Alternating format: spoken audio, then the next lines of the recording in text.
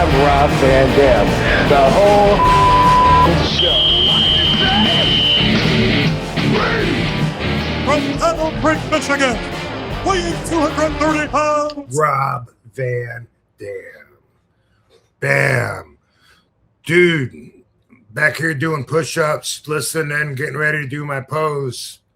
And then I hear, "You feel me? I hope you feel."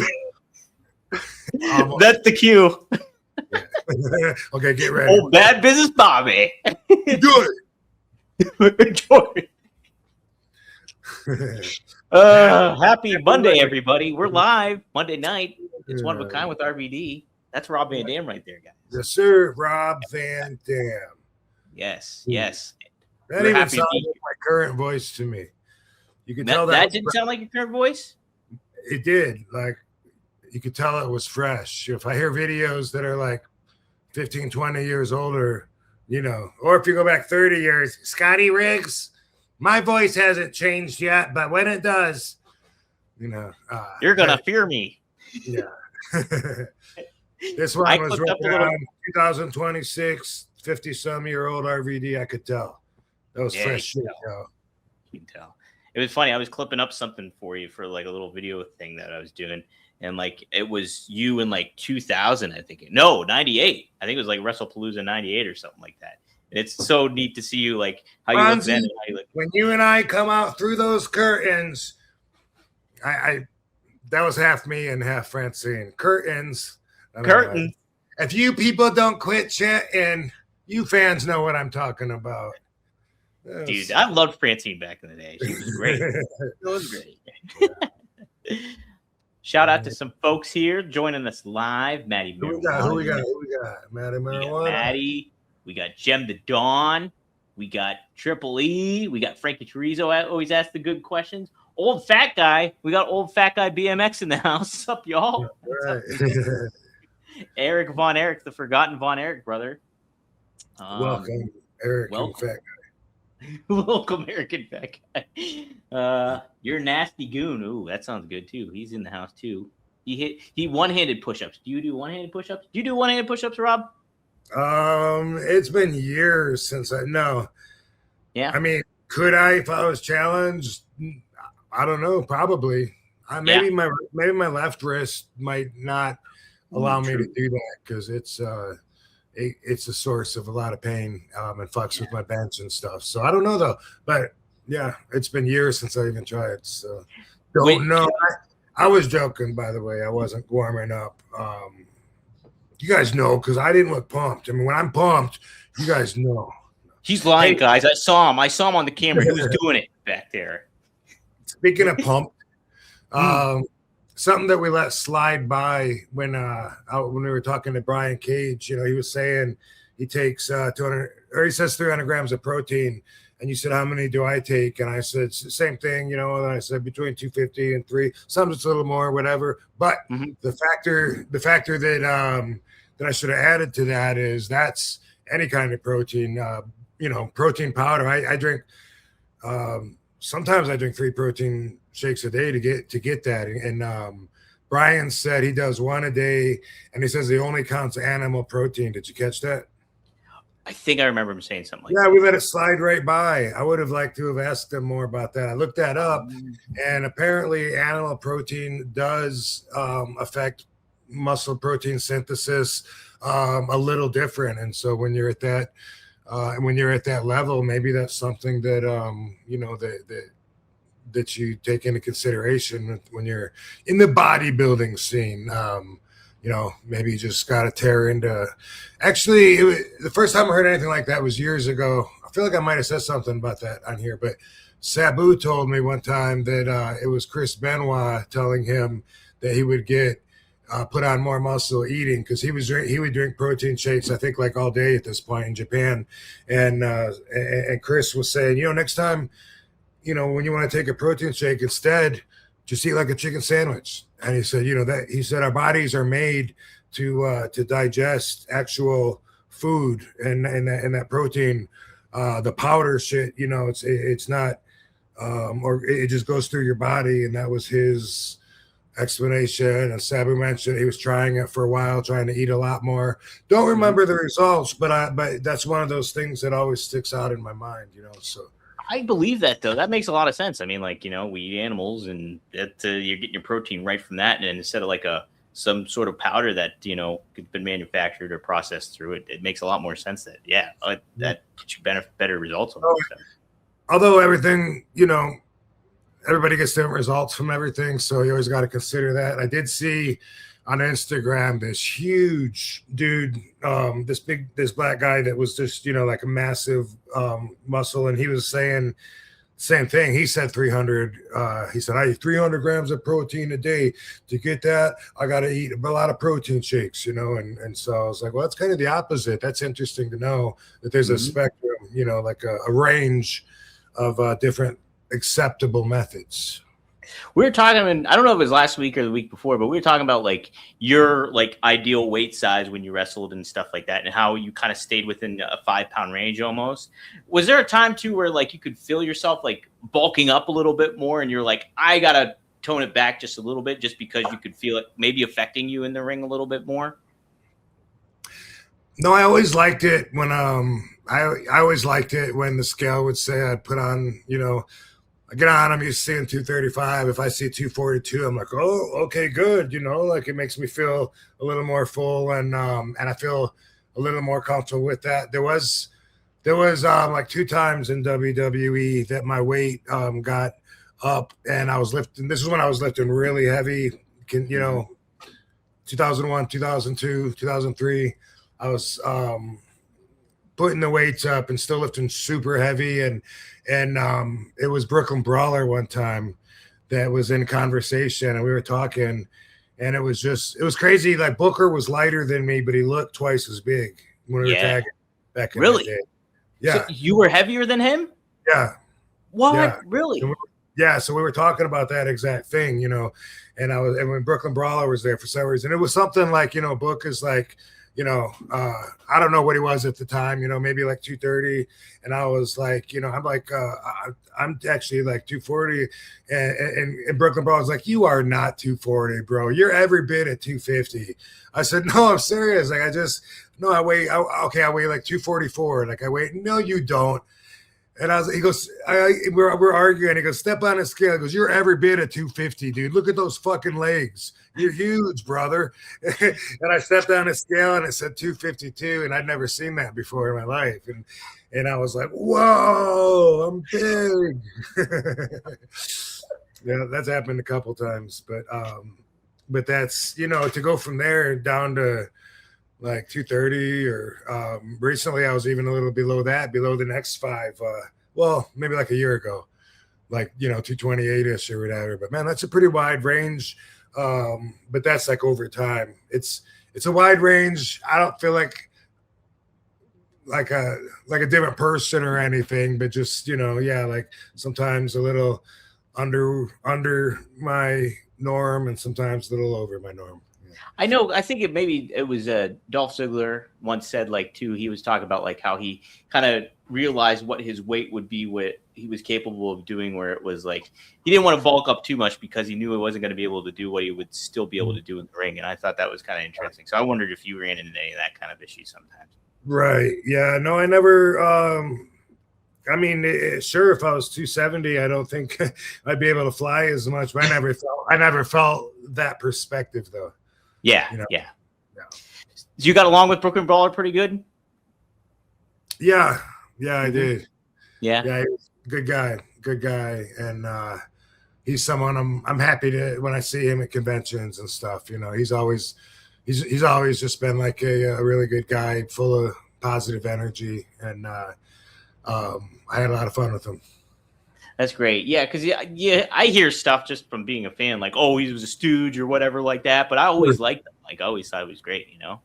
Yeah. I asked him about all the rumors and stuff and accused him of everything when I first met him, kind of in a joking way, but more like just making fun of the issue. And it wasn't something that he had never heard before, but it was also something that didn't terribly offend him, you know, and he was just through somehow through doing that and stuff, I think we got closer. And then, once I really got to know him better, he was just always like, he would just say, hey,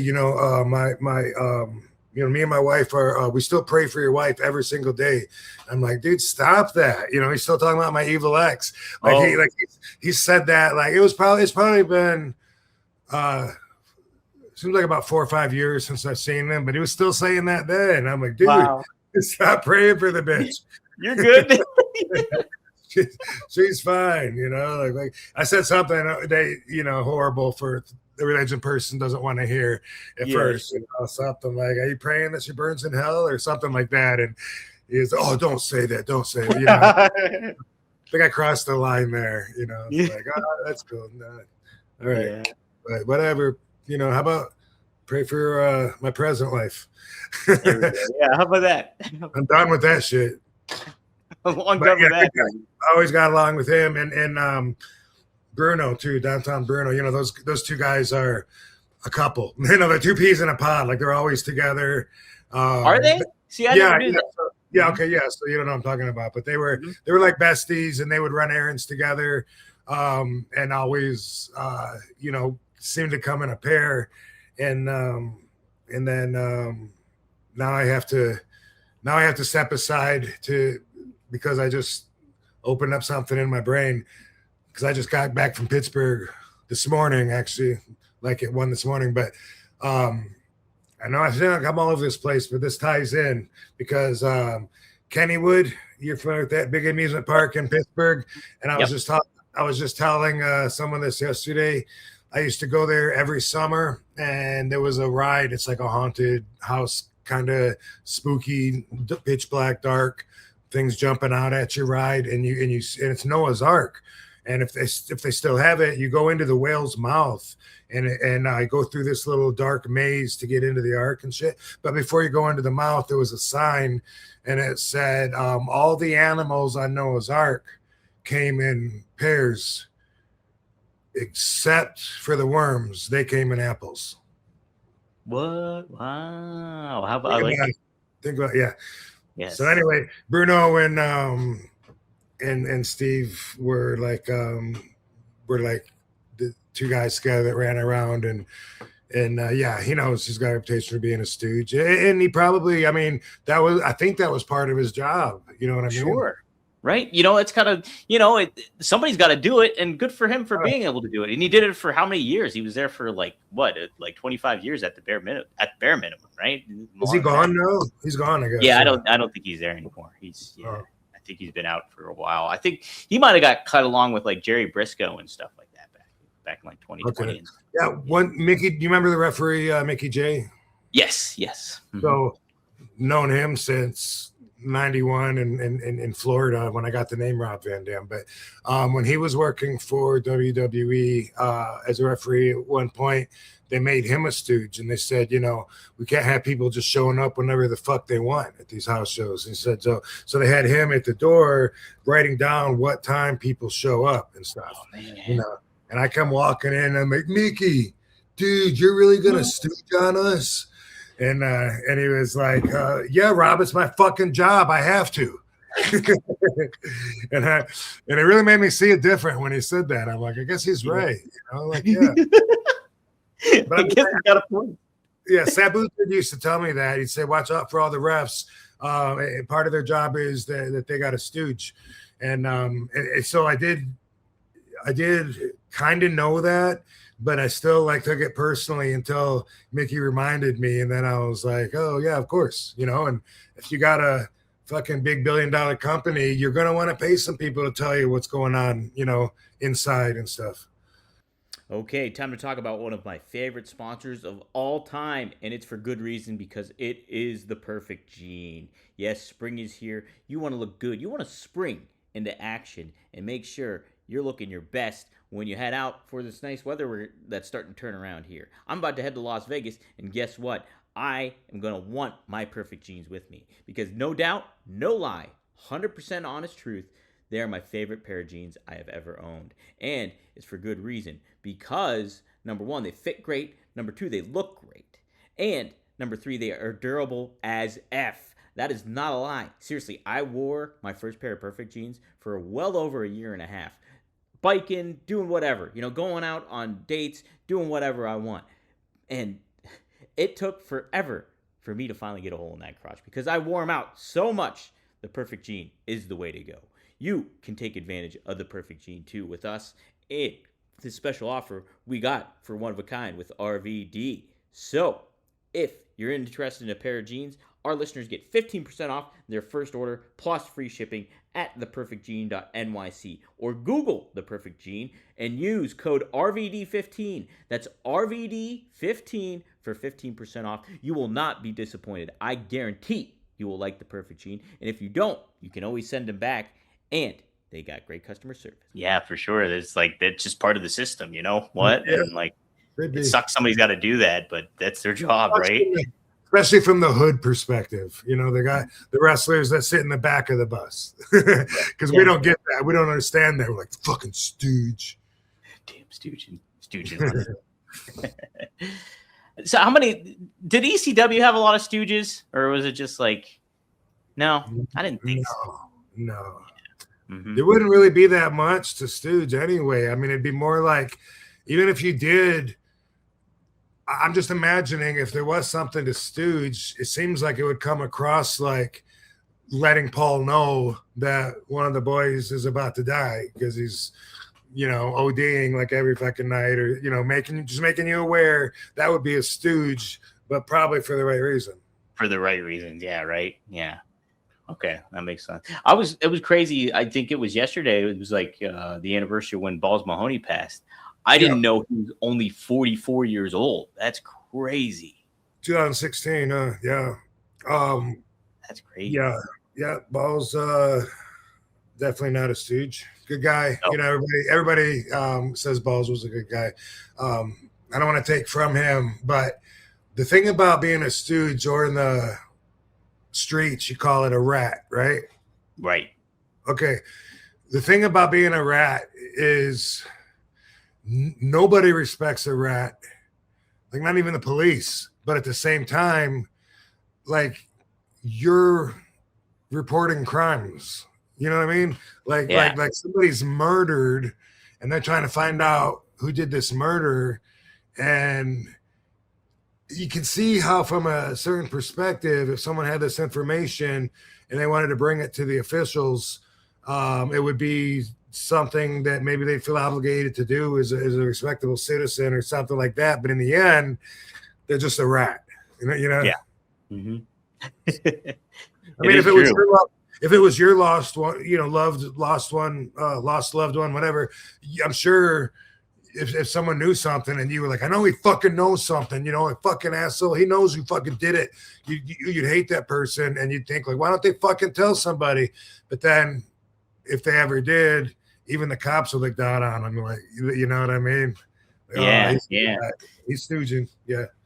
What a interesting mentality too, because you kind of look at it like, is it justified? But you'd, at the same time too, you'd feel like, oh gosh, dang it, I'm a rat at the same time. It's a double-edged sword, right? It's a hell of a dichotomy. But the thing is, some people wouldn't do it, and some people would, and that's what you learn from it, and that's the perspective that you take. Is like, okay, these guys, yeah, they would be happy to stooge or to run to the authorities, and just like anything else, just like certain people would chop other people off at the knees so that they can stand above them, and certain people wouldn't. Certain people would never do that.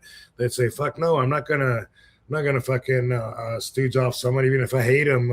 I'm not a rat, or it's like people respect that they have values without questioning, is it the right value or not. Right, yeah. Mm-hmm.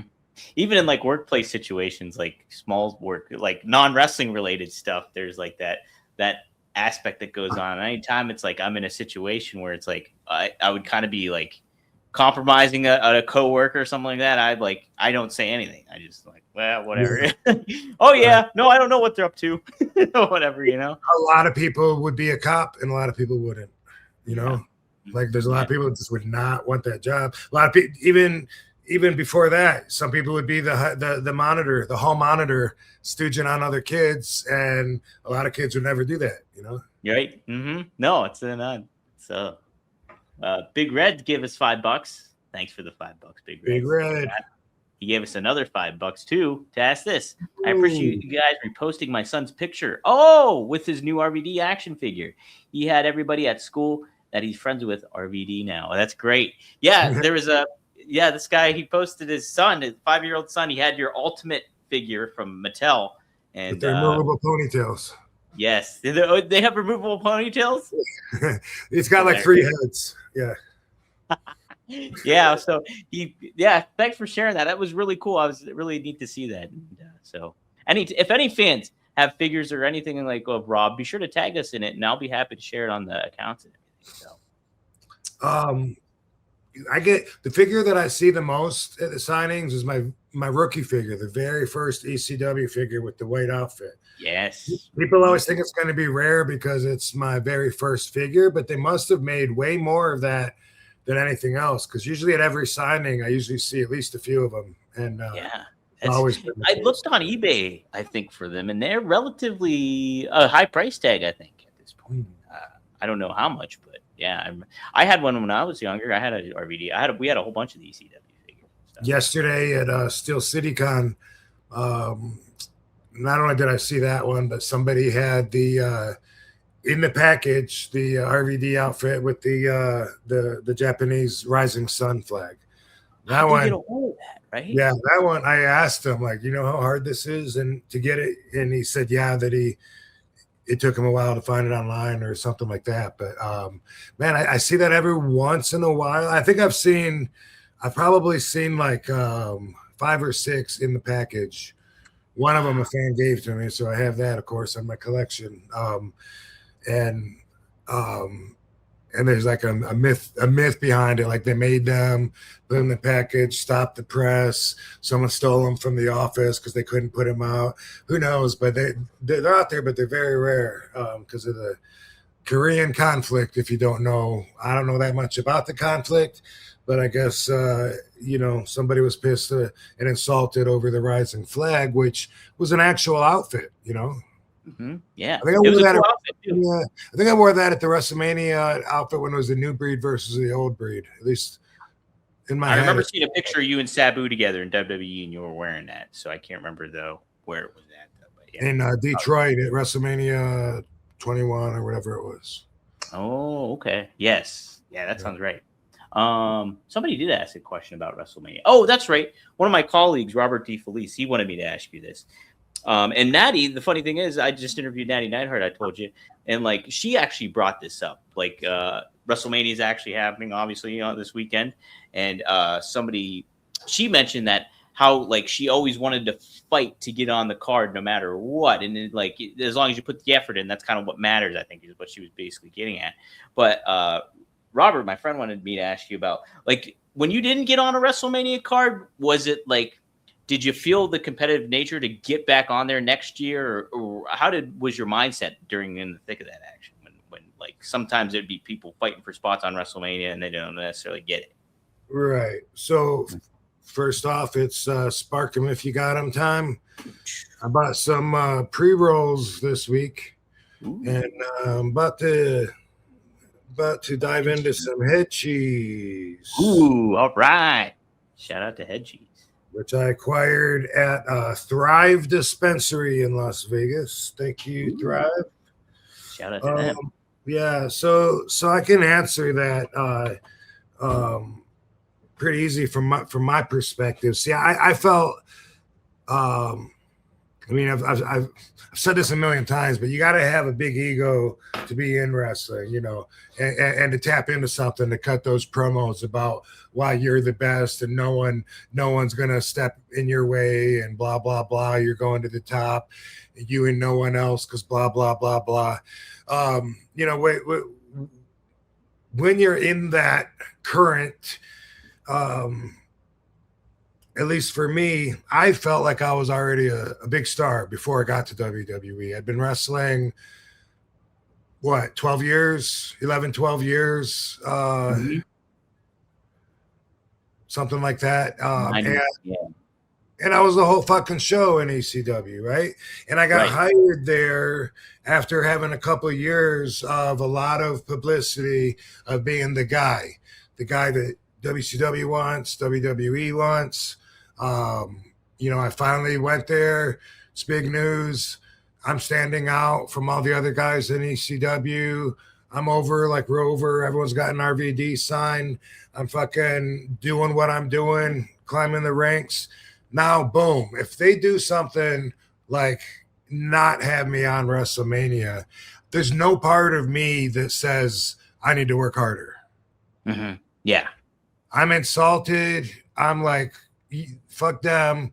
They're paying me. They're invested in me. If they want to make their investment back, they got to do right by me. That's what I've always, I don't think that's the right attitude, but it's the one that I've always had. And I actually still do. That's the way that I think it should be. There obviously are more factors, and we talk about them. There's relationships, which also is part of politics. But I've always felt like, listen to the crowd, see me out there, do what you think is right. And if what you think is right is leaving me off the pay-per-view, it's just like being in ECW for a Barely Legal. You remember the first pay-per-view when I was Mr. Monday Night, I was assaulted because I wasn't on the first ECW pay-per-view. I said, fuck this. I got a job offer from WCW. I'm this status. You got all these guys that are this status filling your card up, and you don't think that I'm going to be an important part of it? Well, fuck off. That's how I felt. I never felt like I need to work harder. I need to kiss more ass. I always felt, like, well, fuck this. And I wouldn't advise that to anybody, but that is what my ego said. Fuck this. Fuck them. I got options. And to tell you the truth, maybe that's not such a bad thing to always think you have options, because I've never felt like I was stuck. I never felt like I had my back up against the wall with anything. And that's outside of the ring. That's like with life. Like a lot of people say, what am I going to do? I have no choice. When a lot of times there are some choices. They may not be choices that you like. They may not be what you think is better than what you're going to do. But a lot of times there are more options than you're allowing yourself to see. And anyway, I think because of my values in that regard, I felt like if somebody isn't using me to my full potential, then some of the bad consequences are going to fall upon them too. That's more how I leaned. What kind of advice would you give to somebody, though, that obviously you were the whole effing show and you go to WWE? Yes, I think at that point, like, it's egregious to not have you on WrestleMania. Well, but like, if you're a younger talent and you're trying to work your way up and you're trying to create a name for yourself, what kind of advice would you give to somebody that was off it and then that felt like that, jilted or upset that they weren't on there? Here's the thing. Any company would love to have a company full of kiss asses, right? I mean, isn't that somebody that's willing to fucking break their back for you? Isn't that going to be the best kind of employee you can have? Someone that's going to do whatever you say, no matter what, kiss your ass for telling them to do it, and give you no pushback, never complain. That's the perfect employee in any situation, I would think. But I wouldn't want to be that person. I wouldn't advise anyone else to be that person either, unless that's what's in their cards. If that's your path and that fits your values and your morals, then boom, all day long, go for it, whatever. But what I would say is, and this is a point, like you said, that I missed back then, it's cool to get along with everybody. It's cool to have everybody like you. And sometimes you don't care as much if you don't like somebody. You're like, fuck that guy. I'm not going to give him the time of day. And, and I'm not going to take his advice. And I'm not going to fucking make him think, who the fuck is he? Who's he to me? And in reality, if you look like, hey, I get along with everybody, I love everybody, everybody loves me, that's a great position to be in. And it doesn't really or shouldn't necessarily involve kissing ass so much as just, showing your positive attributes and qualities and finding them in other people, I like that. Absolutely. I think that's such a huge component to any kind of work environment you're in. If you're a positive person and you kind of exude that kind of good energy, I think that gets reciprocated in certain ways, even if like you do kind of go against the grain or anything to that. I think that ultimately does help somebody. Shoot, there was something I was going to, oh yeah. I think in a certain way though, too, you talk about like kind of being like, well, fuck it. I have other options if need be and anything like that. Is there a level though, where Vince kind of respected that? It seems like he was the type of guy that if you pushed back in a certain manner, he would respect you a little bit more. It seems like that, but I only know it from stories just like you, from other people doing interviews, talking about how they dealt with them. From my personal relationship with Vince, I never learned that. I never learned if he respected when I pushed back against him or if I stood strong on my grounds, on my values. I have no idea. All I know is I never had like a real tight bond with him, where we're anything except two people that work together, me for him, and have a lot of respect. I mean, there was a lot of respect shown, but I never, never smoked a doobie with him, never had dinner with him, never had a talk about life with him. So I really can't answer that. And it wasn't for lack of effort on his part. It was just awkward for me at the time. And like I said, that was something that I missed back then. Wasn't ready for it. Wasn't mature enough yet to be able to understand that and handle it. Yeah. No, that's a different kind of dynamic too that goes on, like with the boss and employee kind of environment, and like how do you really handle this? And Vince McMahon, if you don't see the talent in me, get me on WrestleMania. I'm gonna give you a Van Terminator, not a coast to coast. Danhausen, question here, Matty Marijuana. He says Danhausen is undefeated. That's right. He won on SmackDown. I don't know if he fought tonight on Raw. Maybe he had him another match. He says RVD Hausen, future tag team champs. You and Danhausen. How about that? Did you see Danhausen curse the referee, and the referee hurt his arm? Yeah. And then he also cursed Kit Wilson, and the ring pyro exploded behind him. I saw that too. Yeah, I saw clips of that, I guess. Yeah. Yes, So now, I didn't know what he did before seeing those two clips, and now I understand. I didn't. When Boogeyman was it the Rastafarian or Voodoo? There was a Voodoo dude. I don't know if it was Boogie or if it was Godfather. Well, Godfather was Papa Shango. Did Papa Shango used to do curses on people? Yes, he did it with the Ultimate Warrior. Remember when he was like bleeding brown ooze out of his forehead? Okay. Yeah. Okay. Yeah. So people seem to like him. Mm-hmm. People seem to really like Van Dawson. Van Dawson. Big fan. He's another Michiganer too. So yeah. You guys have that connection. Rob Van Dawson. Rob Van Dawson. That's your Fire Pro Wrestling name. Frankie Turizo always asks the good questions. Info on kickboxing adults while you were a teen. So I guess he's asking, what was it like to kickbox with adults at the time? Yeah, I think so. Mm-hmm. So at the time, okay, I'm thinking about how much of this story. Probably you guys have heard some of the fucking blueprints of this story. Me and my buddies wanted to wrestle.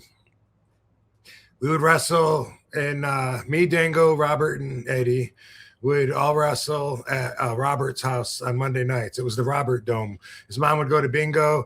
His dad was sleeping because he worked. I guess he worked. I don't know if he slept when we were there. He must have worked all day or something. But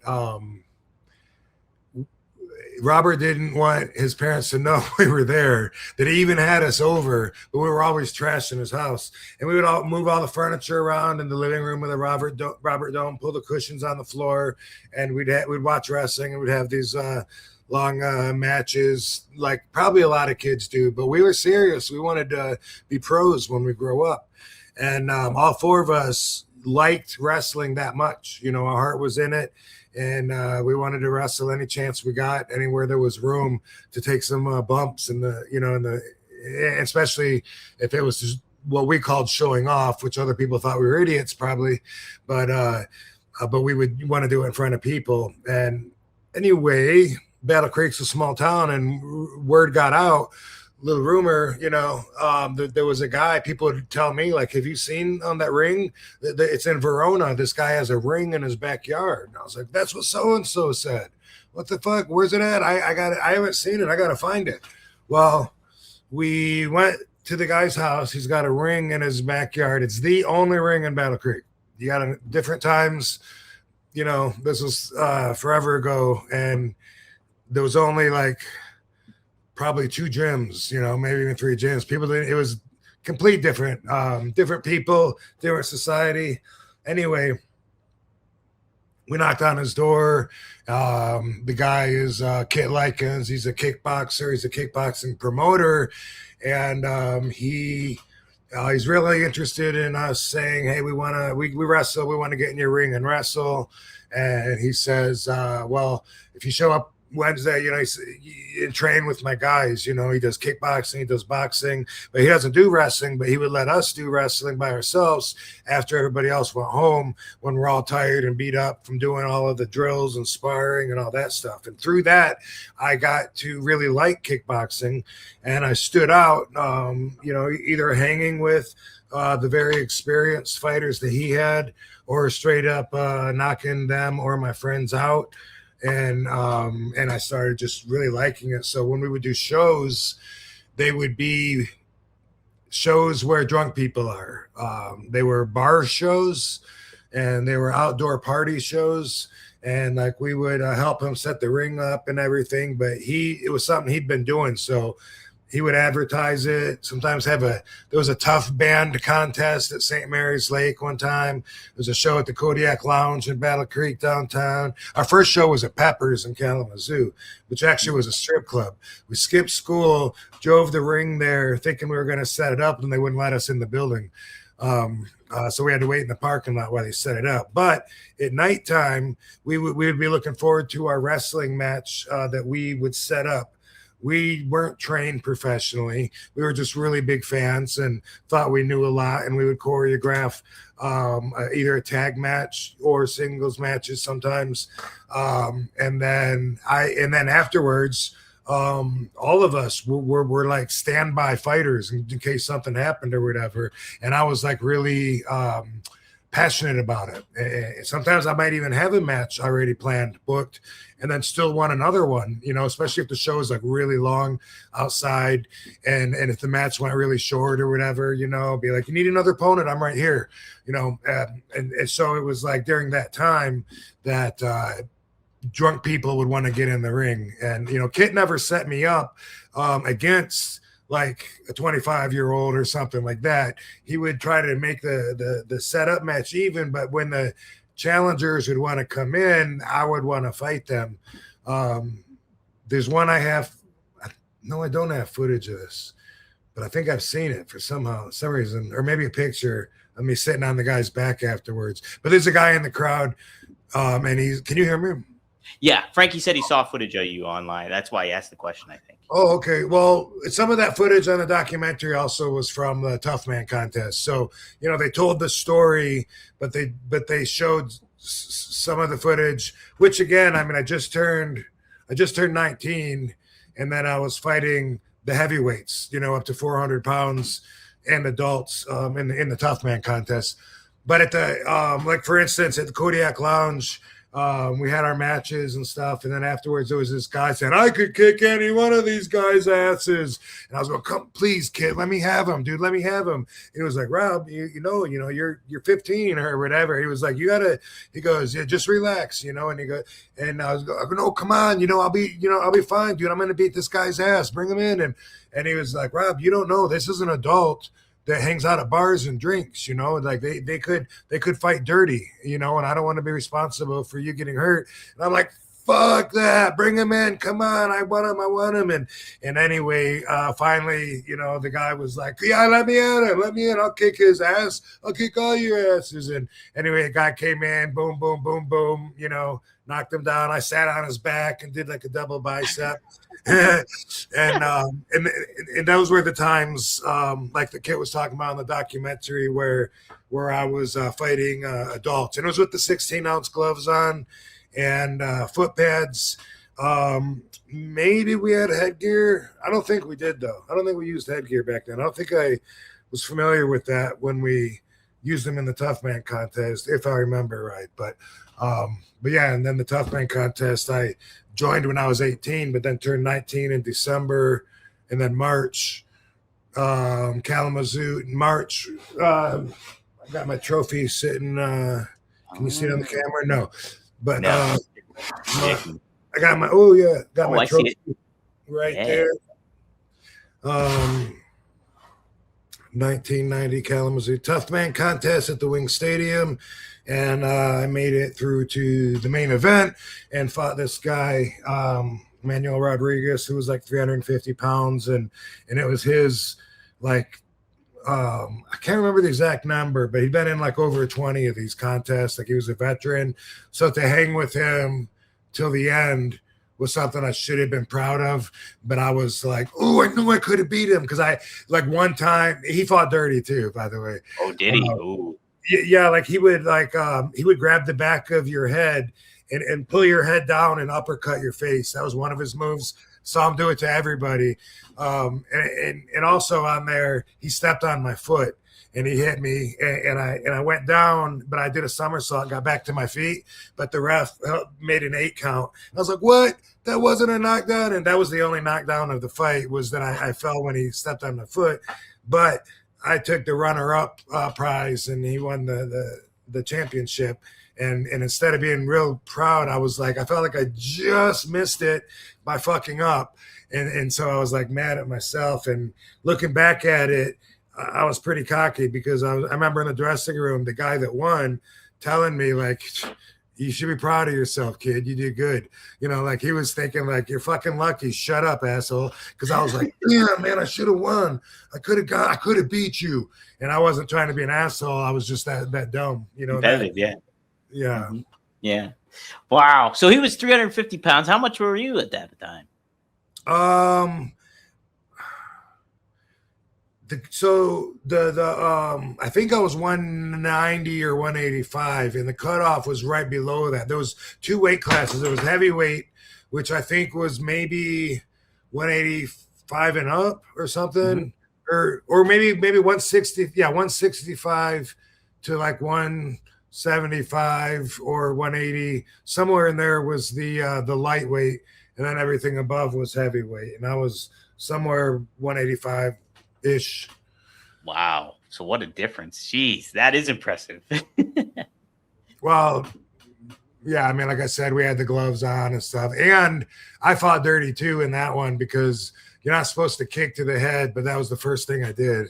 The whole thing was dirty. Bro, this was the dirtiest, because even like the announcing, like if they thought somebody was about to go down, because they're like, you're in a, like, let's say you got someone in the corner and you're going at it, bam, bam, bam, bam. They'd be like, oh, 3 seconds left. 3 seconds left. Oh, are they gonna make it? Let's see. 3. Oh shit. 2. Here we go, guys. And they'd be waiting, hoping somebody would drop. And that's the way the whole thing was. If it was a really boring match, they'd be like, 2 minutes left, 2 minutes left. And if they were just not even touching each other but dancing around, they'd be like, hit the bell, ding, ding.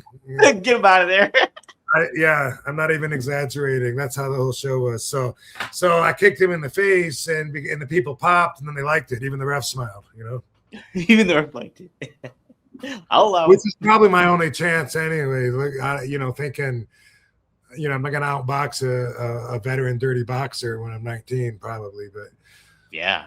See. anyway, Man, there's some stories for Frankie Turizio. Those are some good ones. Those are some damn good ones. And the Don smoking Jack Hare, or he got some Jack Hare. Oh, really? And talk about Jack all the time. Jack Hare was my mentor. If you don't know, he's one of my mentors and friend, and taught me a lot about weed early on. Oh, okay. Now he's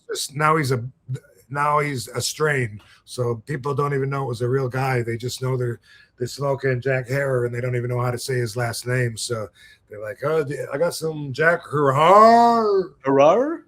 Yeah, people fucked his name up. I did too till he told me. He said it's like terror. Think of terror. Easy. Oh, Jack Hare. Yeah. He was a big advocate, right? He got the word out about it. Yes, and like a lot of us in many ways, he was way ahead of his time. People weren't ready to hear it yet. He said that hemp could save the planet. There's over 5,000 uses for this plant, and it could replace 80% of everything, not just shitty clothes and paper, everything. Wow. Lumber, the actual, even the paint that you put on the wall and shampoo and everything. You can eat it, use it as fuel. Henry Ford made a car of hemp. It was stronger than metal, and it fucking ran on hemp seed fuel oil. And you use that as fuel. You could have a distillery in your backyard and be like self-sufficient, which is counterproductive to a capitalist society. And for those reasons, not the moral reasons, cannabis always got the pushback because it would affect and compete with so many huge conglomerates that the world leaders own. And Jack was like one of the first guys to publicly be committed to spreading that word like everywhere he went. And so, of course, people thought he was crazy. Yeah, right. You're on the forefront of it all. Everybody's going to go push back against you. And if you're going up against people in power that have stake in the game, then they're going to try to dissipate what you're saying. He made this thick ass book called The Emperor Wears No Clothes. It's like a thick fucking phone book from New York City or something. And he, it's thick anyway. He would have that for sale, but also he carried them around in a bag. And I've seen him several times, like during conversation, if somebody was really interested in what he was saying, he would just give them a book because he cared more about educating people on the truth and helping the plant. It's like a lot of us, there's a saying, the plant can't speak for itself. It needs people like us to speak for it. And Jack was definitely one of the pioneers. How about that? Man, that's great to know. Holy smokes. Well, we got some good super chats in here. Let's take a look. Oh, Jim the Don just says, happy to see you healthy for WrestleMania. Got you some goodies. Jim the Don has some stuff for you. Jim the Don has some stuff for you. Looking forward to seeing you. Probably at the nerd after party, if nowhere else. It's where I saw him last year. Sunday night. Busy. This week is going to be crazy busy, dude. It's going to be fun. Every year afterwards, when I'm exhausted, I always say next year I'm not going to go that hard. I'm going to give myself more time to rest because I was wiped out for weeks afterwards the last 2 years in a row. And instead, I went, and doubled down on my busyness this year. But it's all going to be worth it. It's going to be really productive. And thank God it's in my own city. That's a huge advantage, being able to sleep in my own bed, hold my own babies. Yeah. Hang out with Katie and the pooches too. Yeah, all that. All that stuff. Hang out in my own cool office. That's it. A wrestling historian. Thanks for the Canadian $2, eh? He says, what got you to come back at Guilty as Charged 2001? What prompted you to come back? Well, one, I was able to do it. You know what I mean? Like timing wise, although I had officially left ECW, I went to Thailand and was doing this movie, Black Mask 2, which I really enjoyed. I was there for like 5 weeks and had a blast. And then came back. I was putting my schedule together, you know, and Paul wanted me to hit this pay-per-view, and we worked out some terms. You know, it wasn't like I didn't want to wrestle. You know, I just I didn't want to even quit, but it was just like I felt like every show that I did for ECW, I felt like I was digging a deeper hole with the shovel, and was just going to keep getting bigger because I was incurring a growing debt. But at the same time, it was kind of balanced off because I was still getting paid. Is that? Oh, No, you're good. Did the screen just go black? You froze for a second, but you're okay now. What the fuck? Can Okay. you hear me okay? Yeah, I can. Okay. Yeah. Anyway, I worked out terms with Paul over the phone. Said, you know, you gotta pay me in cash this time, and you gotta pay me double what you paid me before, and shit like that. And so, boom. So I came in, and it felt like a return, even though I hadn't been gone that long. It did feel like a special surprise, like return, like boom, like not just RVD's here, he's part of the card, but guess who's here? It's the whole fucking show, Rob Van Dam, the man that everybody paid to see. Yeah, absolutely. You fought Jerry Lynn in the main event there. I just saw it. You went over 24 minutes in the main event. And then Paul said, you mean cash? I've told that story so much. Like, why are you giving me a check? What is this? You mean cash?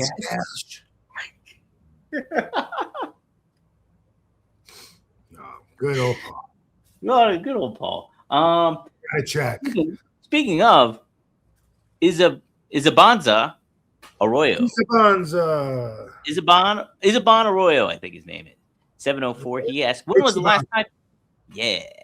When was the last time you spoke to Heyman? Was it wrestling related too when you spoke to him? Well, is spoke sending a text or spoke having a conversation? How about both? When's the last time you texted? When's the last time you spoke to him? I believe the last time I heard from him probably was via text congratulating me for the babies, nice. which was 3.5 months ago that we had the babies. So sometime in the last 3 months since Christmas. And last time I talked to him was when I was there for Cena's match. I sat in catering with Paul and Bruce Pritchard for a while. Jesse Ventura came over and talked for a little bit. And I don't know what we talked about.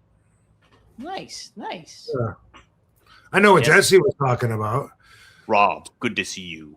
Yeah, Jesse was talking about we now live in a third world country. You know how I know?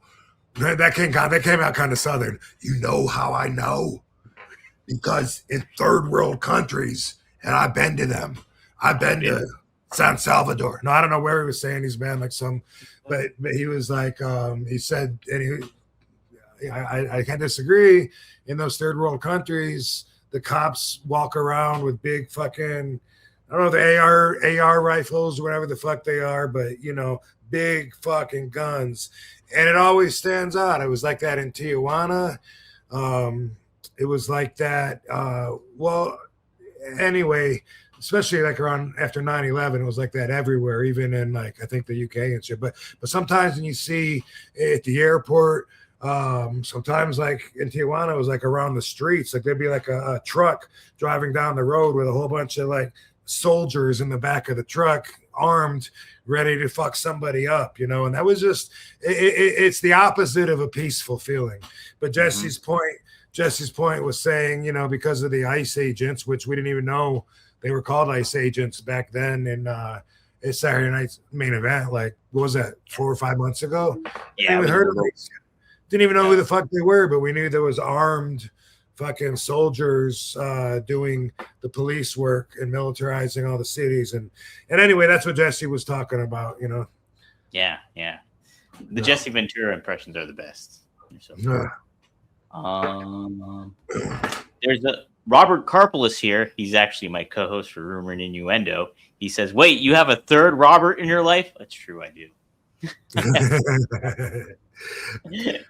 A third Robert. Oh, Robert Jackson, the kid I wrestled with.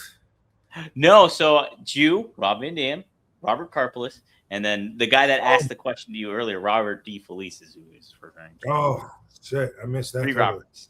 I have probably a couple more too, I'm sure. My grandfather's name was Robert too. So. Robert Jackson, Eddie Hawksworth, Dango Wynn, and RVD. We were the 4 wrestlers, and then obviously Dango and I kept going. I was the one out of the 4 that kept going full time. Dango went for a while, went back home, came back out for a while. Did that a few times, trying to balance between, you know, love life, real life, and following his dreams and all that shit. Yeah, it's tough to do. It's tough to do back then, and I still find it. People find it tough to do now. And it was crazy that you were saying too last week how short a wrestler's like career span is if you look at it from the grand scheme of it all. Where it's never really fathomed to me because I've seen you guys wrestle for like decades on end, big names, but smaller names. We're not the majority, you know. Mm-hmm. We're not the majority. Not everyone gets to be a legend, and you know, a lot of wrestlers, if they do 6 to 10 years, that's a long time to be doing something, and then all of a sudden not do it anymore, you know. Yeah, right. But a lot of guys, they give it that long, and then they kind of know if they're going to be able to feed themselves and their family off of it, or if they're going to have to put some energy into something else. That's it, right? Yep. Where does it all line up for you exactly? This is a funny one. Maddie asked, "Can RVD get Dom backstage at WrestleMania? He's our guy." I think I'll have to sneak in somehow. I'd have to be yeah, I am so fucking busy the whole week. But I just mentioned to Katie, like, if we did want to go, that I think Sunday would be the day that maybe I could go if I wasn't dead tired. And she got all excited, of course, because she always wants to go. Does she want to go? Yeah, to the show. So, of course. Yeah. I saw her fingernails that she's gonna have for the. You saw that? That's crazy. Yeah. Detailed RVD on her fingernails. Yeah. The one girl posted that did her nails, posted the video of it all, and she went into detail of the process. I was like, that was really cool. Yeah, I saw that when I was on an airplane coming home from Pittsburgh last night. Pretty cool, a lot of detail, and she loves getting dressed up for Hall of Fame. You know, I think all the girls do. And I like seeing all the girls dressed up, looking beautiful for WrestleMania and Hall of Fame. Planning on going to Hall of Fame, and then everyone already knows Monday I'm in the WWE World. Besides that, they're still scheduling stuff right now. As busy as I am, I'm still waiting to schedule some obligations and commitments that I've got. So it's a good week, you know. It's a good week. Yeah. I'm gonna after this podcast, I'm gonna be sleeping until Thursday, I think, just so I can start off on the right foot. You can prep it on up. I know I got so much work to do before I fly out to Vegas here. Motivational determination. Thanks for the $2. Any relationship advice? Do you believe in 50-50 in a relationship? Let's see. I don't know exactly what that pertains to. If there's a 50-50 rule, what is it? What are the boundaries to it? Do you know? Is there like a relationship etiquette called 50-50 where you like split the bill, or are we talking about as much as you put in to the relationship? Any idea? I would assume how I viewed it was not so much like split the bill, but how much you put into the relationship, the give and take of it all. Like, should it be a relationship be 50-50? Man, I don't. Yes, I mean it should be 100, in my opinion. Ideally, if you, which I know that's 200%, and that's not possible, but I'm just saying, you aim for the stars. You know what I mean? Like every relationship is different. But best case scenario for me is what I got. I mean, I'm very happy, and Katie gives me all the self confidence I need. Mm-hmm. She makes me feel like she loves me 24/7 so much that like I never think anybody else could possibly love me as much as she does. The way that she sees me, the way she looks at me, the things that she says to me, she thinks I'm the toughest guy on the planet. She thinks I'm the best wrestler on the planet. She thinks I'm the most gorgeous man on the planet. And that's how she makes me feel. So I don't need validation from banging a stripper on the road without her. Now, if she's with me, that's another story. We're not talking about that. But for me, it's like you could say, hey, you should wear your hair a different color, or you should try this. No, I already got my stylist. I got my complete source of all the info I need. If she tells me to dress like an asshole and everybody else laughs, I'm all set. You know what I mean? Like I don't need from everybody else what I need from her, and she's so good at giving that. And I'm not bragging. I'm just saying like you shoot for the stars. So I'm talking ideally. And so I believe that I give that back to her. I know that she trusts me completely. She doesn't question if I'm lying to her because I don't lie to her. I don't tell her one thing and it's dishonest because really it's not the real thing that happened. I don't do that. And I would never want to betray the trust that she has for me because I feel like I have to earn that. And if I feel like I deserve the way she's treating me and she feels like she deserves the way that I treat her and we're both very happy, then guess what? Fulfillment. If you're not fulfilled, you're not fulfilled. You need something, you know? And if you need something more out of your partner, tell them. Tell them. Maybe they have it for you and they just need to make an effort, you know? Katie taught me how to love and how to show love, and I'm a lot more in touch with my emotions because of that. You know, I'm not the most emotional showing person. You know, I think it wouldn't be incorrect to call me stoic. I'm not really good at hugging. I don't tell all my relatives and friends I love them, even though I do. But it's not easy to say for me. Maybe if you have a partner and there's something missing, maybe they do have those feelings. They're just not good at showing, and you need to bring them out of them, or you need to develop that part of your relationship, the give and take, because you know, what's the other option besides the 50-50 that you mentioned? Like you saying, hey, it's okay, you're not in love with me, I love you, and someday maybe you'll fall in love with me. I mean, they do that. They do that shit on TV all the time. Well, I can't marry you. I don't love you. Well, that's okay. Give us some time. You'll learn to love me. No, fuck that. That's not what you want to shoot for anyway. If that's what you got, I'm not trying to dog your relationship. I'm just trying to give advice on what to shoot for if you are looking at options. If your back isn't against the wall, like I talked about earlier, which it never is. You can leave, and I'm not saying that you should, but I'm just saying, you know, you're not always stuck when you feel like you're stuck. And when it comes to a relationship, it also depends on how important your relationship is to you in your life, in your day. I can imagine a scenario. Let's say I got a full-time job. Let's say I got hobbies. Let's say I like hanging out with my guy friends, you know, 5 nights a week or whatever. All I want for a relationship is just a girl that's attractive, that I can bang a couple times, and maybe go to the movies or talk to every once in a while. If that's what you want, you should expect the same in return, in my opinion.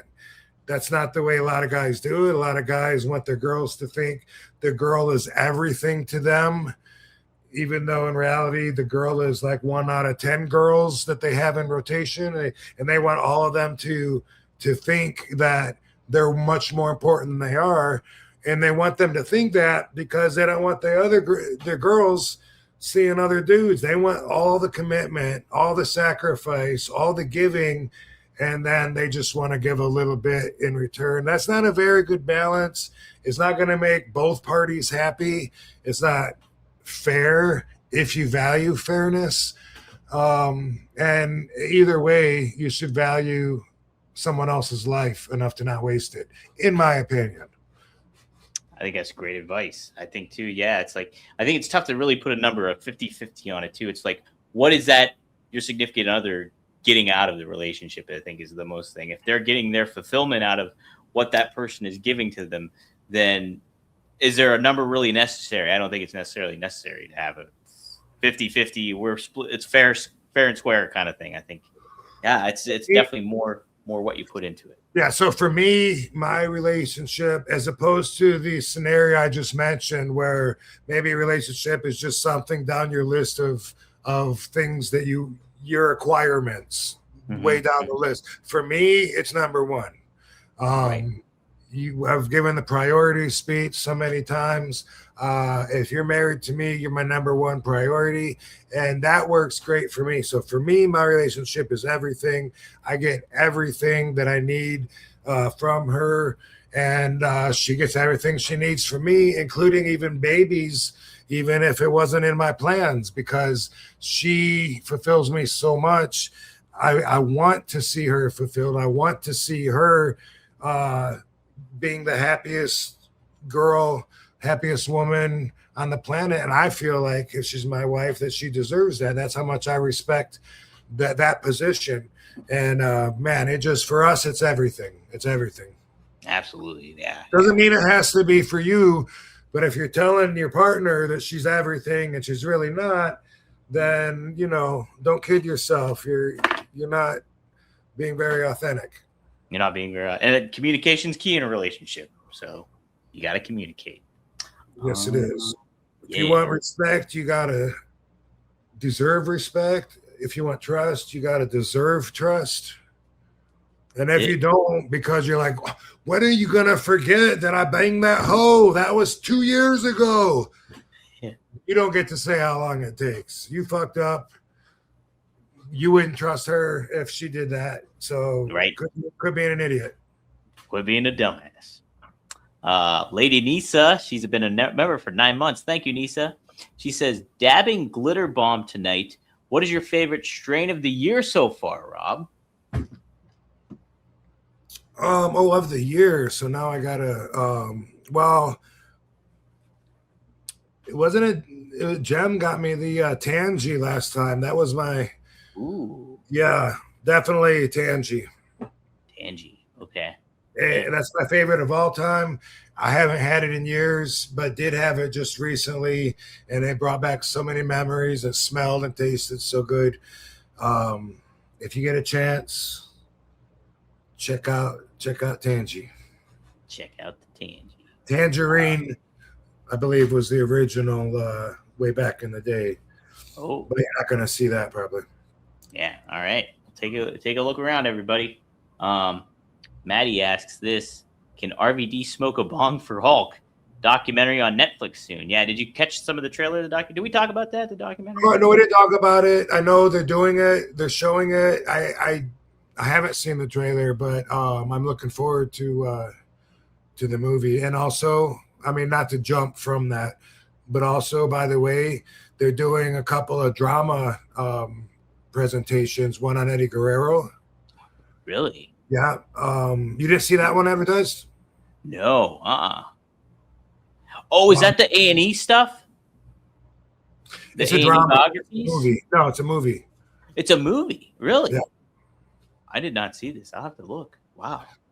It's a well-known name playing Eddie. I can't think about it right now. Or Alexa, Who's playing Eddie Guerrero in the upcoming movie? Oh my gosh. Movie about Eddie Guerrero. She says there's no However, confirmed. A viral poster recently imagined Pedro Pascal playing the wrestling legend. You know, when I first saw it, I thought it might be fake, but then I saw it a couple more times and talked to Katie about it. And we were convinced it's real. Now I'm not sure. No, I'm looking right now, and it does look like Alexa may be right. Yeah, it's just hypothetical. No. Hypothetical. Pedro, he would be good Eddie. He would be a good Eddie. A little older now, though. I saw they're doing a movie with on Tommy Karate Patera, who was a we talked about him.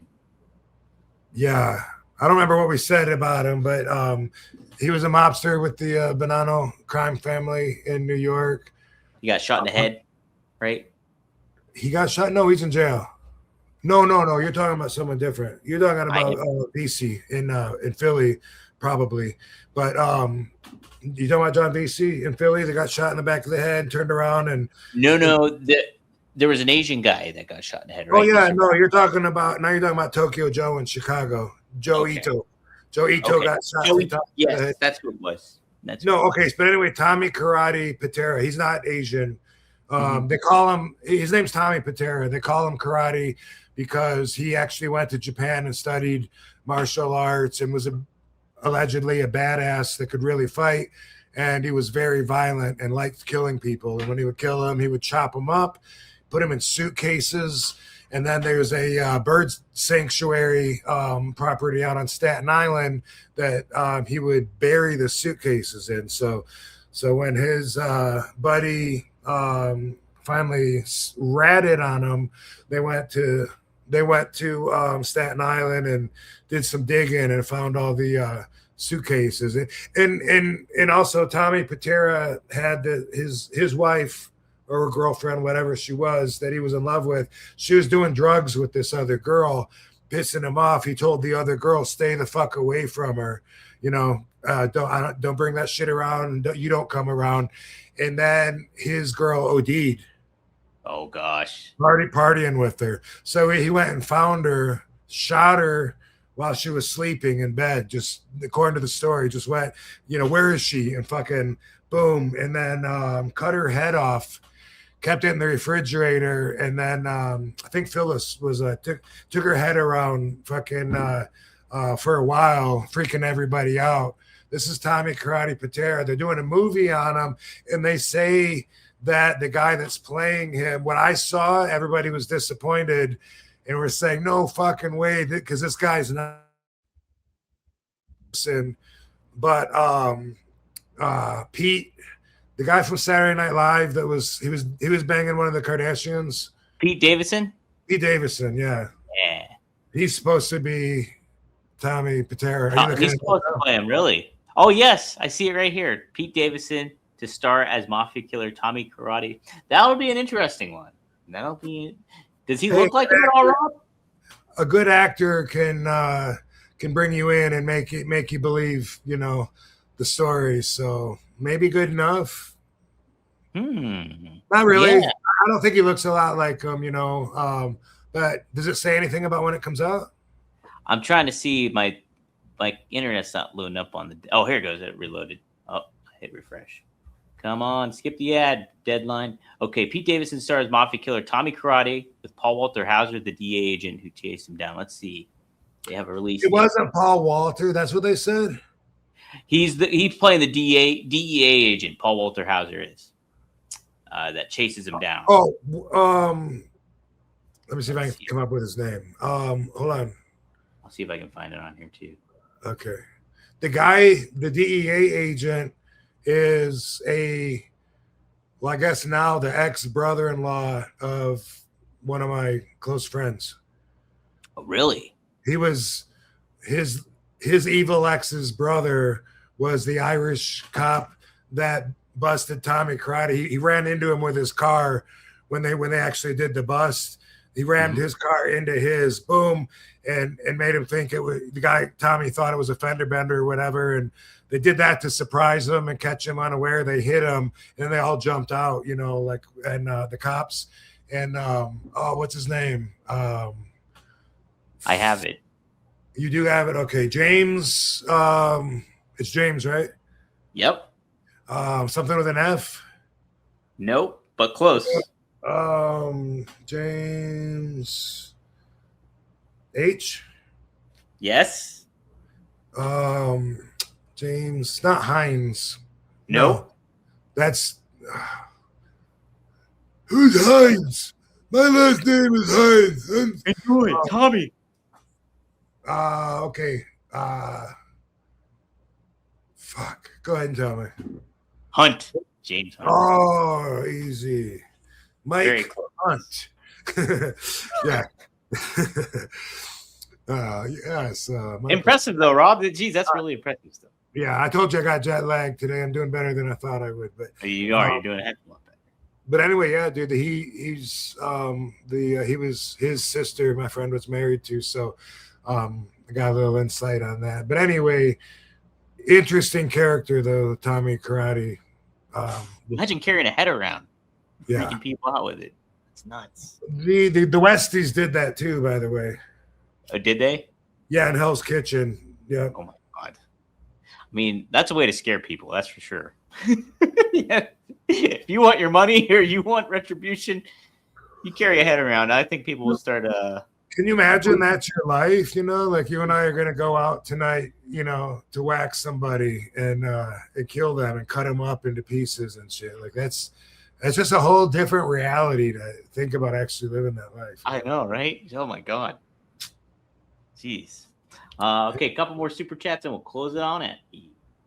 Frankie Turizo, thanks for the $2. What were some of Dango's moves related to yours? So he did something where he would throw you into the ropes, drop in a split, and then I think as you jump over, I think he would, if I have it right, he would grab your leg and roll backwards into some kind of like a leg lock or something. Okay. And he wanted to call it he was still trying to come up with a name, but he jokingly called it the split second finish. Oh. You know, and I think, if I'm not mistaken, I think he might have even claimed that he came up with the split-legged moonsault and I stole it from him. But he was always claiming stuff like that. He claimed that Ted DiBiase pointed to him in the front row, and then I just like pushed him back and jumped over the guardrail and went in there and got that TV spot. I like the urban legend. Yeah, but yeah, that. You know, that's what, and we both, you know, kickboxed and we both were acrobatic. And so we were doing moves very close to each other. And then, you know, if he had a really good one, sometimes I'd be like, damn, I wish I would have thought of that first. Well, I think back to like one of the first jobs I had. I mean, I don't even know. Maybe I might be 15. I don't know. I don't know how old I am right now, but it was at I never talk about this, but it was at the Battle Creek Gun Club, loading clay pigeons onto the machine. And then everyone's got rifles and they go, pull. And when they say pull, you hit the button and this arm flings the fucking clay pigeon out and then they shoot it. And I would sit down there in the little box and have to listen for them to go pull. And they were assholes if you were too late or you're getting behind because your box is empty. You're like, fuck. And you know, you accidentally put two clay pigeons on at the same time. And it goes, you know, and they'd be pissed because you're fucking their game up. And a lot of shit like that happened. And we were goofballs. But I remember like doing some of our first wrestling right there in the grass. I remember Dango, and Dango was wrestling for the school. In high school? You were? I don't know if it was high school yet, if we were freshmen, or if we had junior high wrestling, or what the fuck. I really don't remember. I just remember that he had more amateur knowledge than I did, and he, you know, like he knew the basics, you know, of pivoting around and this and that. And I remember him showing me the first suplexes that we did. This might have been before the Robert Dome, but the very first suplexes that he showed me, yeah. He would, so he had me like in a front face lock, and then all he would do is just hook the other arm, not put it over like they do on TV, but just hook it and roll back. And of course it makes the person like flip over. And I guess it was an amateur suplex. And I just remember him showing me that and us doing that to each other over and over again in the grass.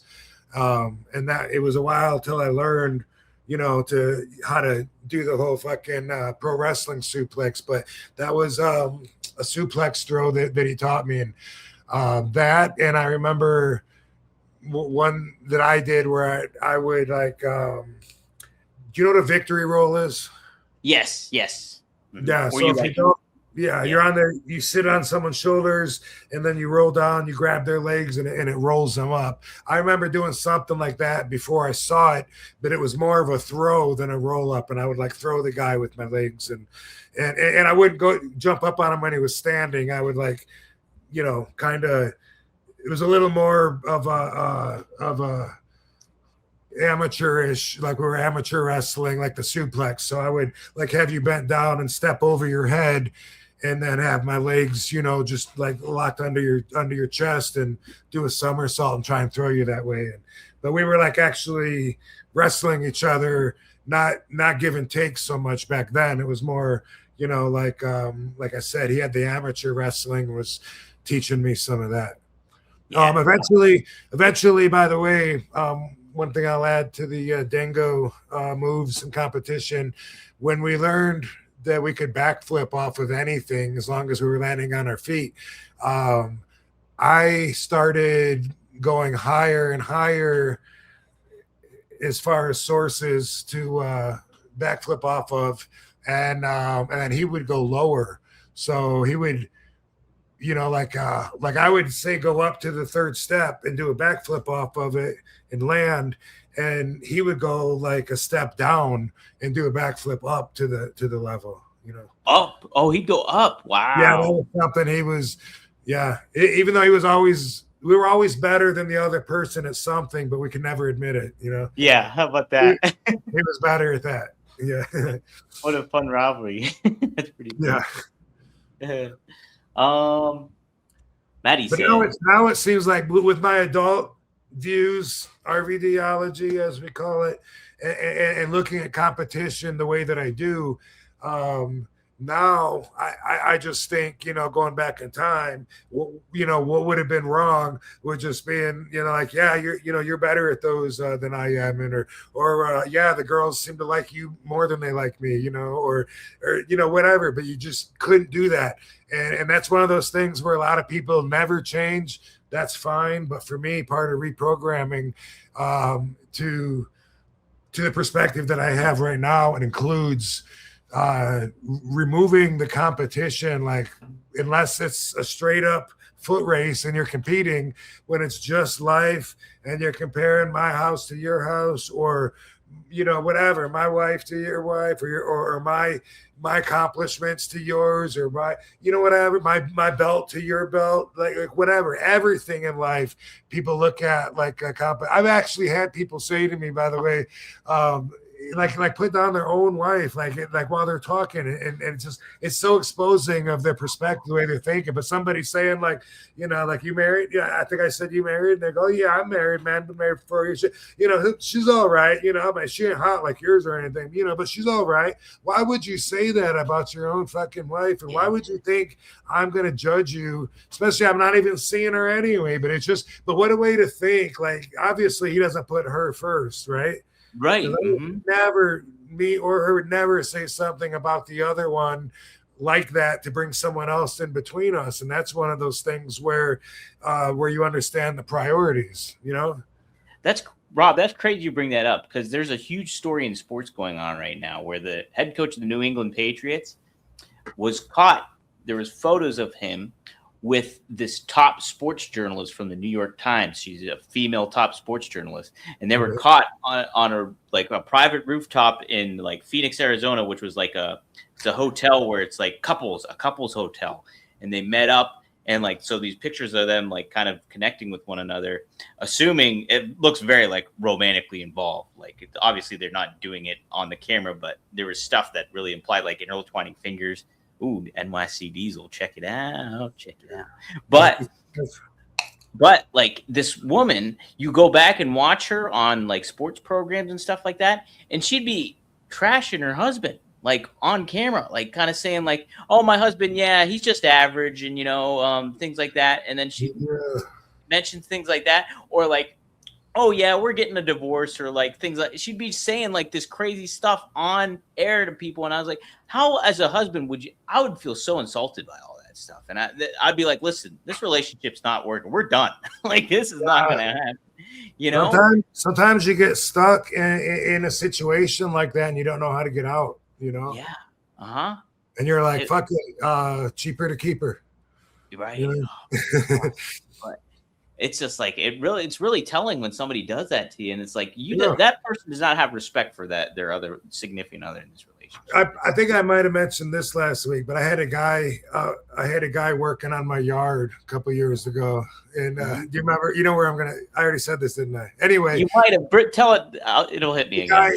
He's a cement guy, and he's working on our tile and shit, and he talks way too much, so much I had to quit using him. He just talk.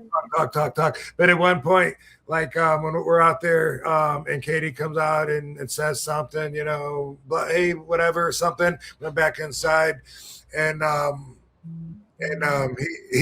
he's like, "That's your wife?" And I said, "Yeah." And he goes, "She seems cool." Like that's a question. Yeah, Like I'm gonna say, "Oh, no. She has her moments, but." I was just like, I'll be offended till the end of my life that the guy actually thought that he was going to come in between me and my wife, and I was going to say anything to him about her. You know what I mean? Yeah. Like I would never even do that. Like her and I are a team, and we got each other's backs. I mean, even if we were fighting that day, then maybe I'd tell him she seems cool. Maybe I'd say we're having one of those fights today, which I wouldn't say anyway. You know what I mean? Right. Yeah. But either way, though, I mean, like I'm gonna say like, well, yeah, I mean, she's all right. Are you married? Let's suck each other's dicks and drink a beer and be guys. Gross. That ain't my game. No, right? It's funny people make those assumptions too. Like, oh yeah, he'll talk about me about his wife with me. Yeah. Because that's the bro code, and fuck the bro code. My whole life, it's been so much easier to not try to fit in. Yeah. And I'm glad I got a license to do it by finally getting credited as one of a kind. Now people can usually come to the perspective of, well, it works for him, obviously. If not, then whatever. Go on living your life and thinking whatever you do about mine. But yeah, I've always been so much more comfortable not trying to fit in than I have been trying to fit in. And for a lot of people, it's the opposite. I think it's easier to just go with the flow, whatever. But not me. And when it comes to the bro code, like I said before, that's probably important in some of your developing years, maybe male companionship, when you're learning certain things about guys or whatever in your teen years, something maybe, but right now, like to try to have another man's influence, be like, bro, you need a big dog. What do you got a little dog for? You know what I mean? Like, dude, like I don't even want to open up the door to anything like that. Yeah, people. It's so funny how people you like do that. You need a big dog's dick laying across your leg. What kind of man are you? Don't you want a bigger dog humping your fucking leg, Rob? Yeah. Are you gay? Having a little girl dog? You need a big cock. You need a dog that's going to spread his legs laying across your lap. You see his balls there. What? You don't want that? You want his balls on your carpet, Rob? Do you have an ounce of man in you? Are you a big fucking pussy? That's my feelings on most of the hanging out with bros, is just, but we all, have, what we're attracted to and distracted from, and fucking, I definitely have some friends that are guys, not saying that, but when it comes to the let's get broed, no, I don't want to get broed. I do like big dog balls on my. You guys give each other bro jobs. I don't even want to hear about it. I don't want to hear about no bro jobs, please. Have fun. I'll hang out with your ladies while you're doing it. There you go, right? Maddie says, wake and bake with Dom Housen and whole effing show. Rob Van Dam fam would agree. This show is epic. Thank you, Dom. It's more than a show. Always learning and growing. Thanks, Maddie. Thanks. Sweet. That makes it worthwhile. Definitely does. Absolutely. If you don't get it, you don't get it. It might not be for you. But if it is, glad to have you. Glad to have you on board, everybody. Luis Correa. You feel me? 6061. He's from Portugal. He says, hey, RVD, I'm a big fan from Portugal. You've been here a few times and visited Benfica Stadium. Do you have great memories of the country of Portugal? Take care. Yes, I do. In fact, RVD was the ASW champion. I'm pretty sure I got those letters right, just because I'm seeing the belt in my head. And believe it or not, I spoke recently to the promoter from Portugal, and he's talking about maybe starting up again. You might see RVD in Portugal possibly this year. I don't know, but I kept in touch with him, and he was just telling me that he's looking to do something again there in Portugal. I have great memories from it.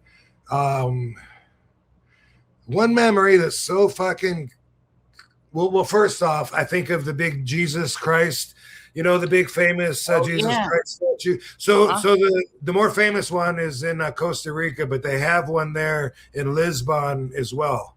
And people don't know that, but I was there. I was up in it, and I kept trying to find a Jesus Christ action figure that I could take home, because they had like little ones in the gift shop, little statues. And I had good memories. I wrestled Lance Cade there, who has passed away. So that's the only time I wrestled him, but I really liked our match.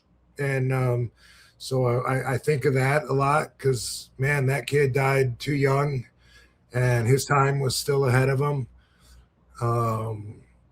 One thing that's crazy that I remember, I think it was the last time that I was there in Portugal for what I'm pretty sure is ASW, but now I'm starting to think it could be something else. So I'll quit saying that. It could be WSW. Yeah, I probably fucked the name of it up. Anyway, yeah. Portugal Pro Wrestling.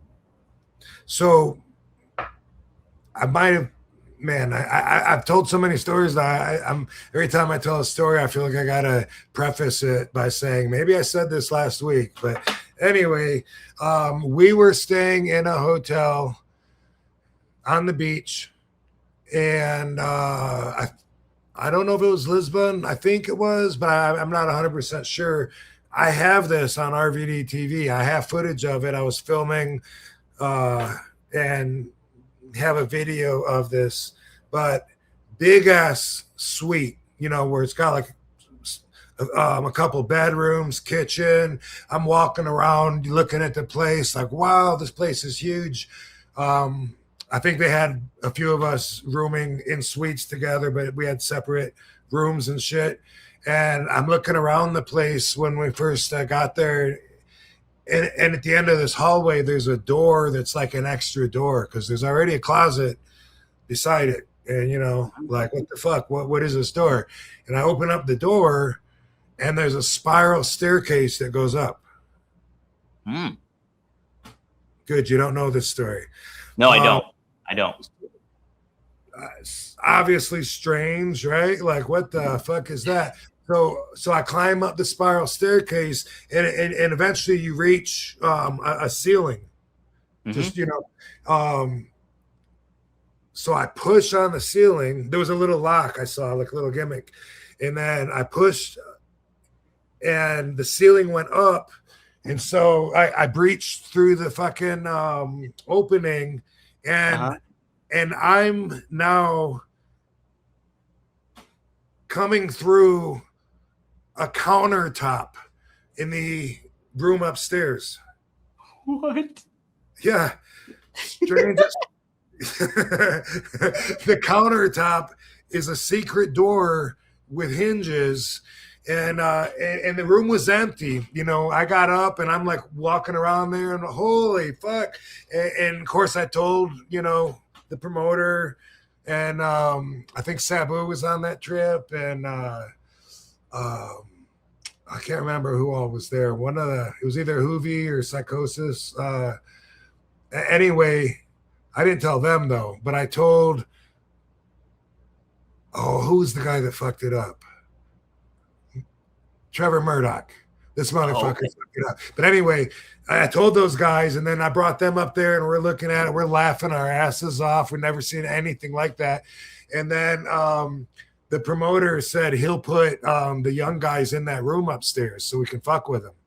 And so like he gave them that room, and at first like I'm up there like fucking with the remote control on their TV and shit, you know, trying to make them think it's haunted, and laughing. But then Trevor Murdoch went too far, because we got in there and we knew that they were gone, like they'd gone to the building or some shit. The promoter helped us, you know, arrange that. But we started doing something. I wanted to do little things to see if they would notice, just move shit around.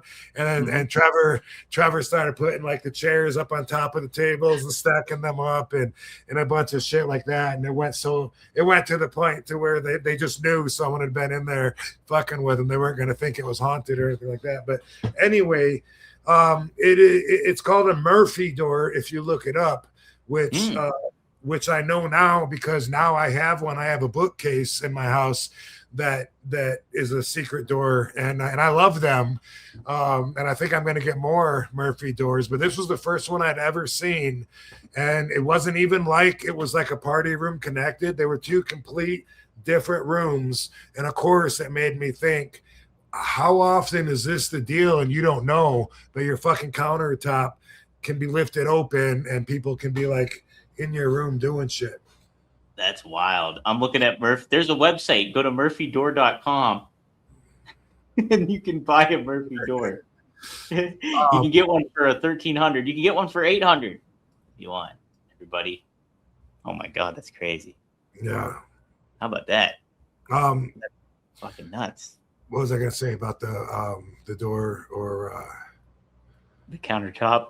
I was just gonna reiterate, I have it on video. I don't know if it's on my website or not, but it was an RVD TV episode in Portugal. Seems like, was X-Pac there? Maybe X-Pac was there. I don't know.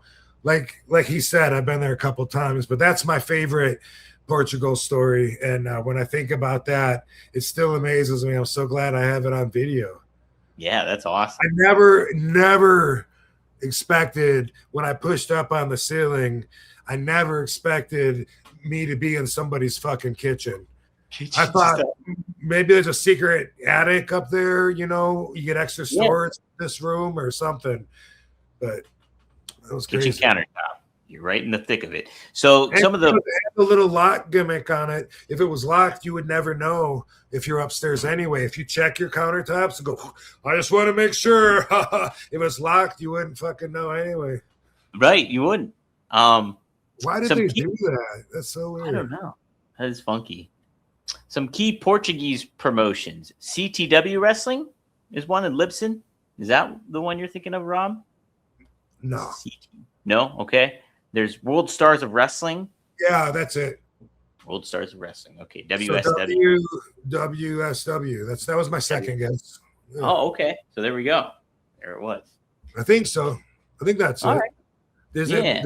But this was like probably 90. Take a look. If Trevor Murdoch was around with you guys and you were wrestling with Lance Cade, it was established in 2008. Oh. So, not sure. Okay. I was about 10 years off. Oh, no. It says Amongst its current talent names, the promotion features WWE alumni Rob Van Dam and Joe E. Legend. Sweet. So there you are. There you go. There you go. All right, a couple more super chats, and then we're going to get on out of here. These are all marijuana related, Rob. Maddie says, sativa or indica, 'tis fun to grow your own for personal. I always say sativa, man. I like the hybrid, but sativa dominant because even with a decent tolerance like I have, every once in a while I come across some that just makes me and if you're like, hey, I got 8 hours, 10 hours, I want to go to sleep, this will help wind me down. Sure, but as far as functioning on and stuff, like a really, really strong indica sometimes does me wrong and makes me, counterproductive. And so I usually say sativa dominant. By the way, I'll be able to give official word soon on this, but rumor has it that RVD products are going to be debuting very soon, like in the next maybe in the next couple of weeks here. Ooh, all right. Stay tuned, folks. Rob, do you still do the rolling papers? RVD rolling papers? Well, I still have them, but it's something that I don't sell in like through stores or whatever because there's like no UPC symbol or whatever you call it, the code. And there's and they're just something I as a novelty, like I got them printed up one time, got like thousands of them, and they're available on my eBay store, which if you go to robvandam.com, it'll take you like right there. But besides that, I usually just have a pocket full of them for at the signings. I usually give them to my special fans, like if they're like, hey, can you write RVD 420 on there? And I'll be like, oh, sure, I can do that. Are you a 420 fan? And they'll be like, dude, fuck yeah, it's my dream to fucking smoke with you, bro. I was like, yeah, well, I don't know about that, but I did bring something extra for just the occasion and stoke them out, give them a little free gift. That's usually what I do with them, but I have thousands of them. That's awesome. Heck yeah. Well, geez, yeah, you get added bonus when you go meet RVD, everybody. He takes a lot of time with it. Also, when it comes to CBD, same thing. Same thing. News soon. And I had like the best, in my opinion, and in the opinions of a lot of users, the best pain cream with RVD CBD pain cream. And so if anybody used it and they're listening to this, they will probably be happy to hear that I am planning on bringing that back to you in the very near future. All right. So some good stuff cooking with Rob. Heck yeah. I like it. Maddie adds another question. Medical is super chemical. I love homegrown. I get longer lasting high from homegrown. Use minimum chemical, hydro, and flush it. Thoughts? I smoke both. So my thoughts are, what does he mean by medical? It sounds like he's saying, and he's in Australia, so they might do things different. But I think he's saying, when he's saying medical, I think that he's saying dispensary, maybe dispensary bought versus homegrown, and maybe in Australia, since it's medical only, maybe that's all you get. If you go to the stores and buy it, you're getting probably what they consider medical weed, and maybe they consider that made different than what he's making at home.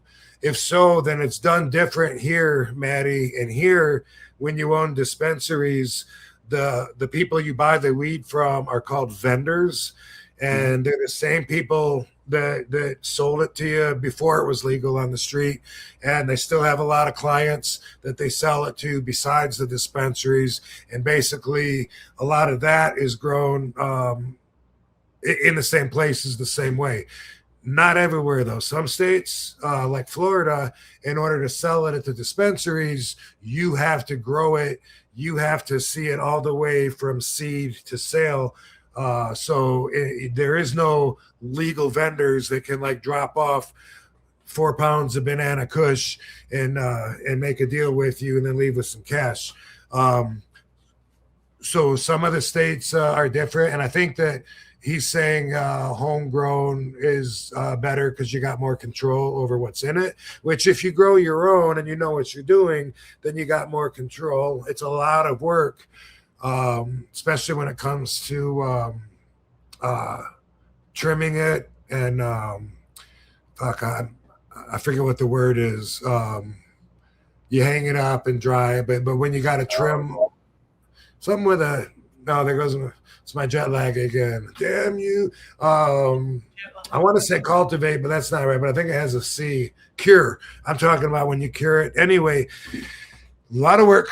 But that's awesome if you know what you're doing. I actually had thought about that recently. I wonder if it'd be fun, to grow and smoke my own for a while. And the amount that I smoke, like, could I self-supply, or would that just be, like some of it? And I actually did have those thoughts recently, but my thoughts on that are it's probably different in Australia, especially if you're saying that the weed you get at the dispensaries is somehow like mass produced without love by some huge corporate machine or something like that. Oh, okay. Well, yeah, Maddie says you were spot on with what you thought he was talking about. And then he says he cures it. That's it.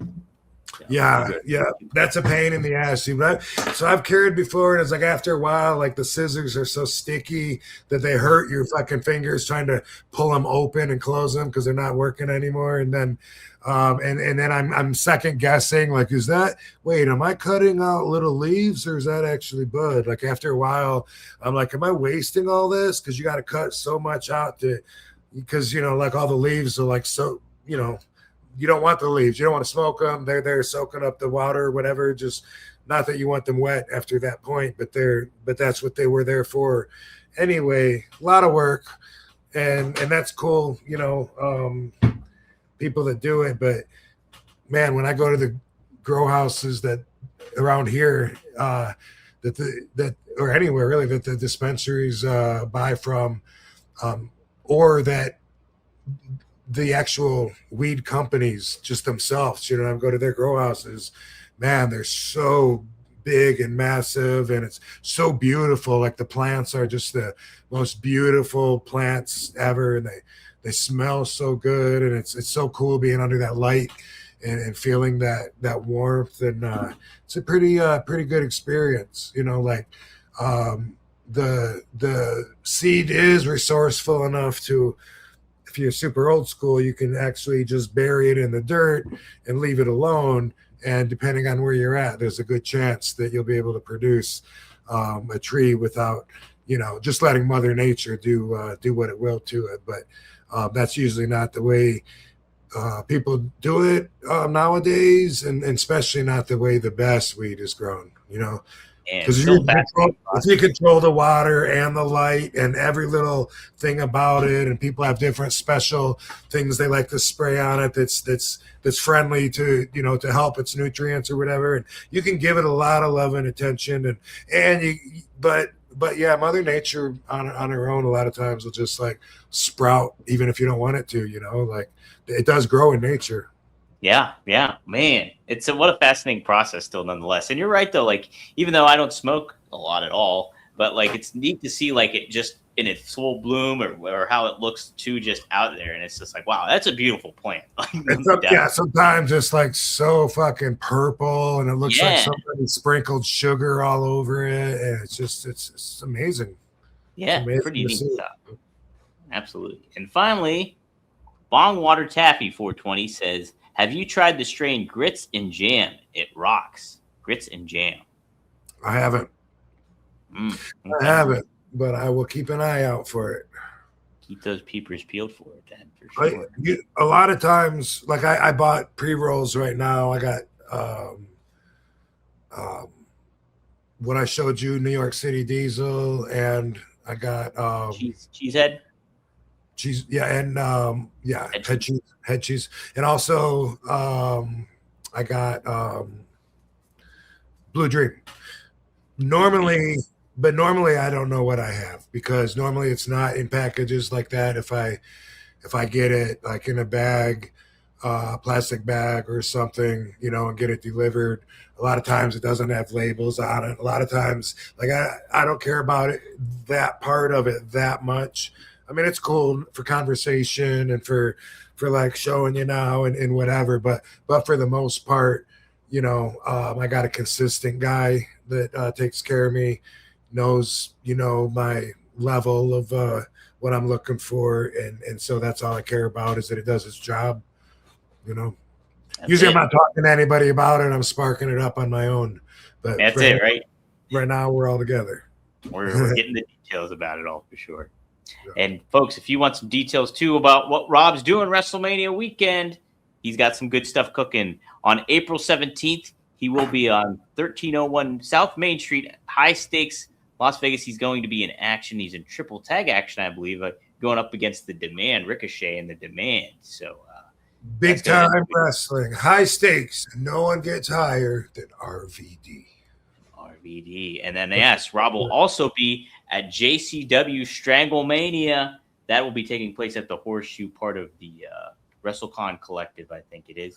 And is that okay? Yeah. Wait, the Collective is that's GCW, I think. GCW, and then JCW is part of it this year with all that stuff. So you'll be in triple tag action with that one too. That's can't remember. You're tagging with Too Tough Tony and I think somebody else, and then you're going up against the tag team champions there, and then there was somebody else, I think, if I'm not mistaken.